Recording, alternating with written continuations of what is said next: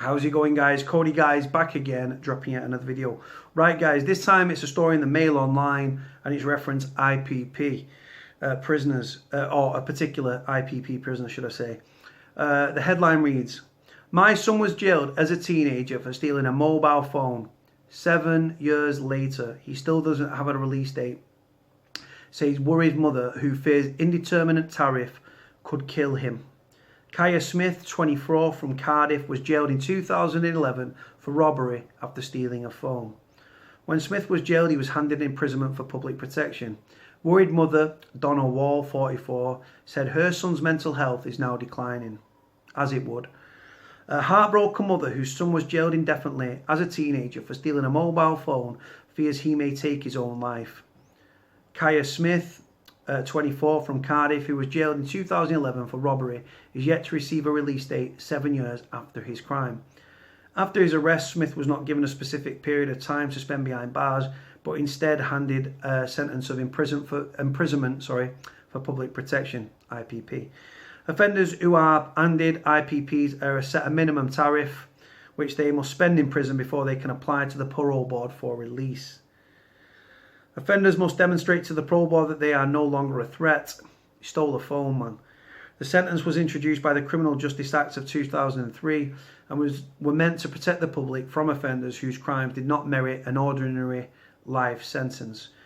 But when IPP sentences were abolished by the government in 2012, they were not scrapped retrospectively for 4,500 prisoners who had already been sentenced to them. In the first 8 months of 2018, according to the Ministry of Justice figures, 548 serving IPP prisoners were freed from jail. Since his imprisonment, Smith has missed out on seeing his 8-year-old daughter Lachey grow up and has missed the birth of his younger sister. His mother, Donna Wall, 44, from Ely in Cardiff, says living life without light at the end of the tunnel has affected her son's mental health and has caused him to be placed in isolation and self-harm. Now she is campaigning for IPPs to be removed retrospectively in order to give her son the hope that he will be released. She said, "I am horrified I will get a knock at the door and or a phone call saying he's hung himself. I worry about him all the time and I can't sleep properly. I can't speak to him on the phone at Christmas because it's too upsetting, so I put him on to his brothers and sisters so they can speak to him, so he can ask them what they've just had for Christmas. His mental health is suffering, he's self-harming. I went to see him recently and saw the marks on his arms. He was in Long Lartin, Cat A prison, and he was in segregation for 8 months. He was volunteered for this Psychological Informed Planned Environments course, to be told there's a 3-year waiting list. He's now in Swaleside in the Isle of Sheppey, where he's in isolation again. They have got to house him back on the wing. It depends when I can get a lift, when I can go and see him. He asked me when I'm coming next up to see him, and all I can say is I don't know." Over the last year, Smith has not been able to get an appointment with a parole board after his parole hearing was cancelled twice.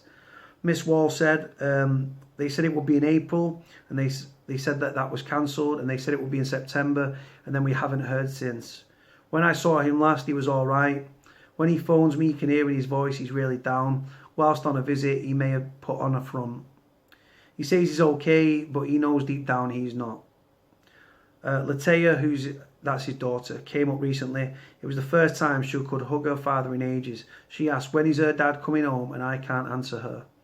We don't even know when his next parole hearing is. Miss Wall is now comparing with Shirley De Bono, whose son Sean Lloyd, also from Ely, served 3 times more inside than his minimum tariff of 2 years and 9 months after being convicted of robbery in 2006 to get IPP prison sentences IPC sentences scrapped. So what she's done, Shirley De Bono, sorry guys, my focus is all over. Right, Shirley De Bono reached out to me. I've actually done a vlog, and it's further down my timeline, asking you guys to sign that she's going to Parliament, I believe, in the new year or just in early 2019. And I think she's got like 45,000 signatures, and she's trying to get her son released. Because like I say, it's retrospectively, guys. And like I say, just imagine waking up in prison. If you go to prison, right, and you are lifed off, like, and I mean lifed off, life, as in a whole life tariff, which means that you are not ever getting out of prison. If you're a subscriber from the States, it would be the alternative of a whole life tariff. Is the in the US would be classed as life with no eligibility for parole. That's the reality. You know you're dying in prison. Do you know what I mean? If you get 5 years, you know you're doing 2.5, unless you get nickings and stuff. Like I say, it's ridiculous, guys, right? Prisoners are waking up in prisons up and down the country, not knowing when they're going to be released or if they're going to be released. And it's absolutely, guys, it's a scary, scary prospect. It was abolished, the sentence was actually abolished in 2012. Nearly 7 years later, because obviously we're nearly in 2019, it's causing untold misery to prisoners' families and the prisoner. Now, like I say, being placed in isolation, right, or the block, the seg, right, for 8 months, and then that was when he was in Long Lartin. Now he's in Swaleside and he's isolated again. Psychologically, guys, right, long sustained amounts of I think I saw some figures where it stated if he was placed in a segregation unit for a week, right, it can start to affect your mental health then. 8 months, guys. Look at Charlie Bronson. Look at Charlie. He's been in the segregation unit for most of his life. So he's been in prison, what, 46, 47, 48 years now. And he's just been left to rot and stuff.